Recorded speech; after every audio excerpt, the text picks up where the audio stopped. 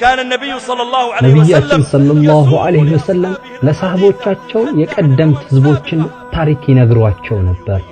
ታሪኩም ሰዎችን ከእስልምና ማስወጣት ከሃዲ የጀሃነም ናቸው ብሎ ከመፍረድ የሚያስጠነቅቅ ነበር። የእስልምናን ሰፊነት ግልጽ አድርገው ያብራሩላቸው ነበር። በእስልምና ለሰዎች ዑዝር መስጠት ሰፊ እንደሆነ ያስተምሩ ነበር።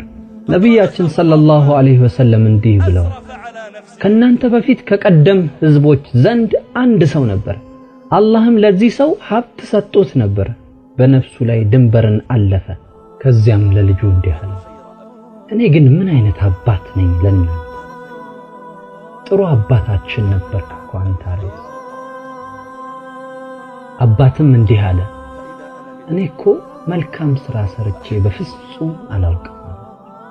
እኔ ከሞትኩ አቃጥሉ፣ ከዛም ፍጩኝ።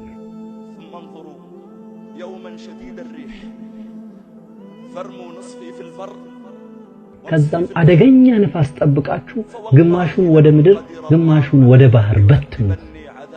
በአላህ ይሁንብኝ አላህ እኔን የሚቀሰቅሰኝ ከሆነ በዓለም ላይ ማንም ያልቀጣውን ቅጣት ይቀጣኛል።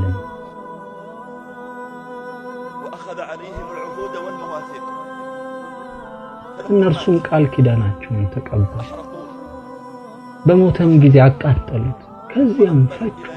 ከዛም አደገኛ ነፋስ ተጠባበቁ።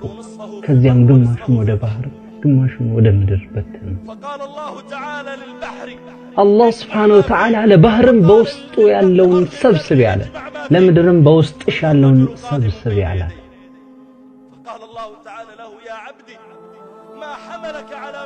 ይህ ሰው አላህ ፊት ለፊት ቆመ። አላህ Subhanahu Wa Ta'ala ባሪያዬ ሆይ ይህን ለማድረግ ምን አስቻለህ አለ።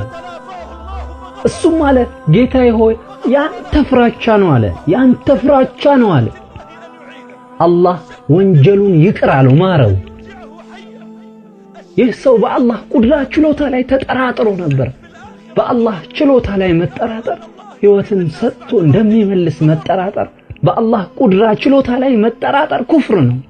በአኺራ መጠራጠር ኩፍር ነው። አላህ ሰዎችን ከሞት በኋላ እንደሚቀሰቅሳቸው መጠራጠር ኩፍር ነው። ይህ ከመሆኑ ጋር ግን ማረው። ምክንያቱም አላህ ይህን ሰው ባለማወቁ ማረው። ምክንያቱም በውስጡ ያለው የአላህ ፍራቻ እጅግ በጣም ትልቅ ነበር። በዚህ መልካም ነገሮች ምክንያት አላህ የሱን ወንጀል